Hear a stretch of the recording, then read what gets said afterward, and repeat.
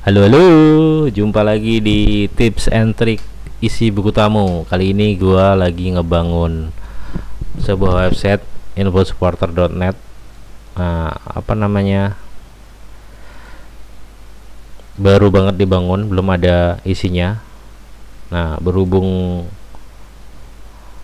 belum ada isinya dan lagi dibangun, gua mau share plugin apa aja sih di WordPress yang gua pakai. Jadi inilah plugin rekomendasi untuk WordPress 2020.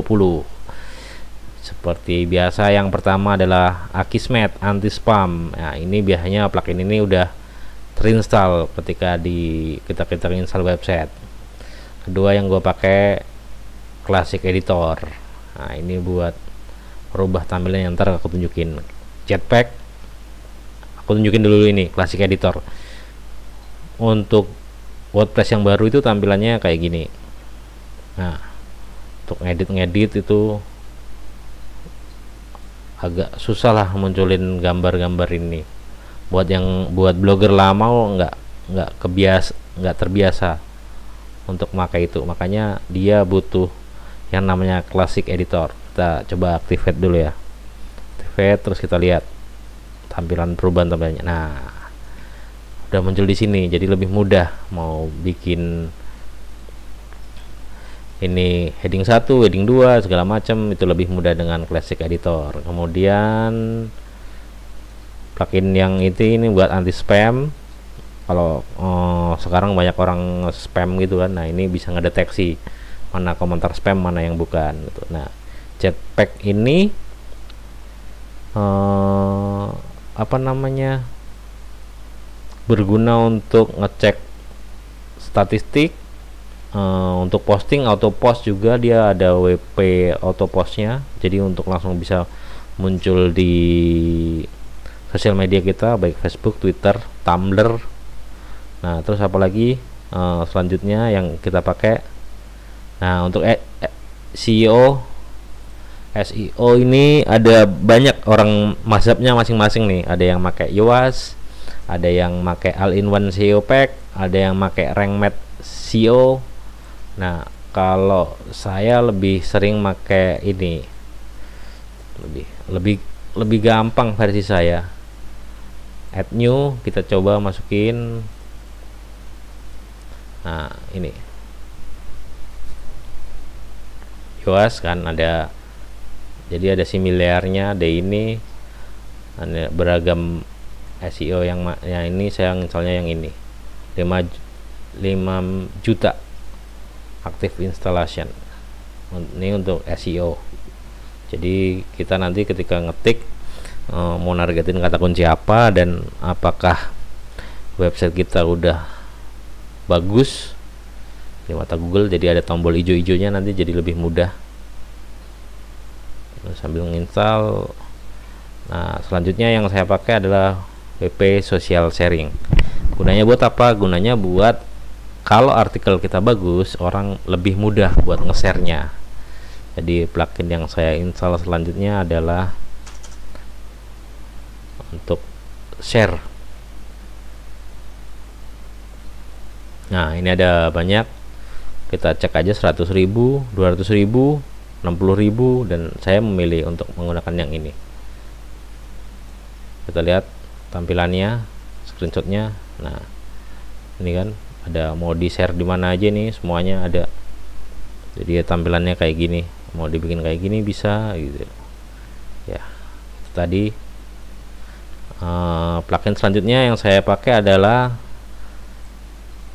header and footer script inserter. Gunanya buat apa? Script ini sambil nunggu ini ya, sambil nunggu ini selesai. Script ini yang untuk masukin header footer itu fungsinya kalau kita mau masukin script yang harus dimasukin di antara head and body. Jadi kalau kita ngerti HTML mungkin lebih gampang ya, maksudnya jadi masukin di Google Analytics scriptnya juga bisa. Facebook Pixel bisa dimasukin di situ kan mereka, terus terutama Google Ads. Jadi kita mau masukin di mana nih skripnya, kodenya. Kadang-kadang Google Analytics kan harus verifikasi nge-tracking, kalau udah dimasukin harus dimasukin skripnya di antara head dan body kan biasanya. Nah, ini bisa pakai, kalau mau pakai iklan bisa pakai ini ad inserter. Jadi ini bisa kita taruh di mana posisinya dan segala macamnya. Cuman kalau buat masukin skrip saya pakai ini.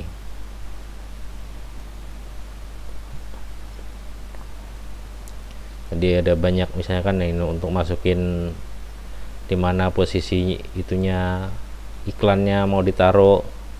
Kemudian selanjutnya saya masukin ini untuk smash, ini untuk ngompres image. Nah biasanya kalau yang expert bisa pakai apa ya namanya, kayak CDN gitu ya, gitu untuk ngompres image. Jadi kadang-kadang kalau kita ngecek di apa namanya, di situs-situs itu ada, kalau klik kanan itu posisi fotonya itu cdn.apa foto ya, itu mungkin udah dikompres. Nah ini kan jadi dia untuk ngompres.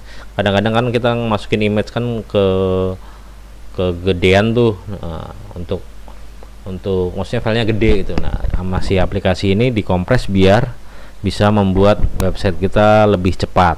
Jadi karena kecepatan website berpengaruh terhadap, jadi kalau lemot orang juga males untuk masuk ke situ.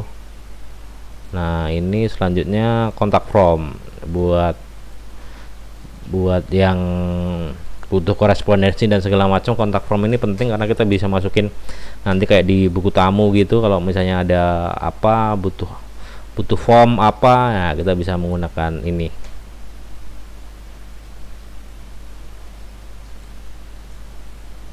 Ya, ini tadi beberapa plugin yang saya gunakan. Kenapa saya nggak pakai Google untuk webmaster atau apa, karena di iOS kita udah bisa setting script Google Analytics-nya dan webmasternya, jadi lebih mudah.